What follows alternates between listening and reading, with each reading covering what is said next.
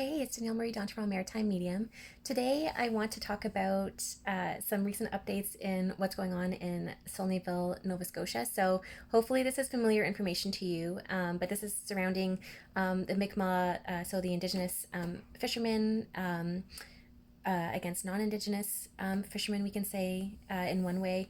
But today there was an important update where there's going to be a bunch of lawsuits, so like big time legal power from the Mi'kmaq to really stand their ground in terms of what has truly been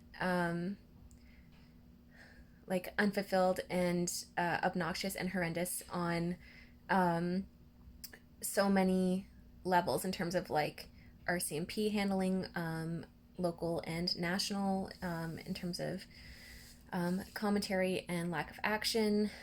For example, like there's one amazing individual. I had the privilege of meeting her when I went to Saulnierville and was down there and spent some time with the Mi'kmaq chief and some of the contacts there in the band. So that was cool. But this individual, her and her daughter were assaulted. There's video footage. The RCMP of Nova Scotia twice have said, like, discouraged this individual from pressing charges because they have bigger problems to focus on. And this is the same individual. Her and her husband had their van torched.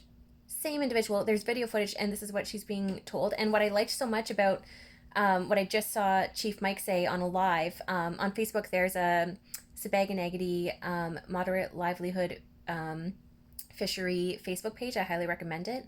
And on this recent live, he said how he puts, the Mi'kmaq women on a pedestal, and just really genuinely and sincerely praised the work that they do and how they keep the community together. And just to see that this is how she's being treated, and she's got a heart of gold and is still finding ways to laugh through everything that her and her family have been through. And I'm today. It's that mix again of like, I'm proud today. I'm happy today because I'm seeing them standing their ground, and I see victory coming. Intuitively, I feel good about all these lawsuits for them too.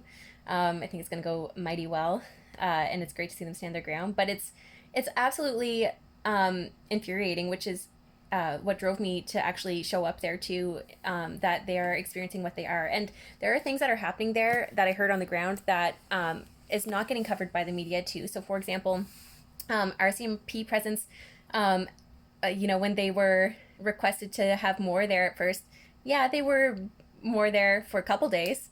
And then after that, pretty quiet. So there's that. And there's intimidation that's not getting reported. And a lot of the Mi'kmaq individuals that I spoke with had shared with me, or I had heard secondhand of stories that were happening in recent days when I was down, that they're not even reporting some of the things that are happening anymore at this point because literally nothing's getting done about it. Like, that just makes me like silent and enraged in my heart of like, they're really not getting the support from a lot of angles. So today's a victory day in terms of good news, and that they have their legal team on it, and they're going to stand their ground. And this is going to be an important message for Canada too, and hopefully worldwide. But I think we're in this major conscious shift of seeing a lot of power coming back to Indigenous communities, and I'm excited. I'm here for it. So I wanted to share. I'm pumped about it. And you should definitely follow their pages to keep up on what's going on. So I mentioned the Facebook page earlier, the Sabaganagity moderate livelihood fishery. And on TikTok too, if you look up hashtags like Saulnierville and Saulnierville Wharf, you're going to see actual footage from a lot of the local community of what actually happened, like all the numerous boats and them intimidating when it was first all going down, violence and all that jazz. If you're looking for more like facts on it, then that's a great way to kind of get fresh eyes on it. So yeah, that's what's going on there, and I hope everyone's keeping well. And if there's any way you can help spread the word to support them today, you should definitely do that. They can definitely use that empowerment and that boost, and they deserve it. So send in love. Hope everyone's doing well.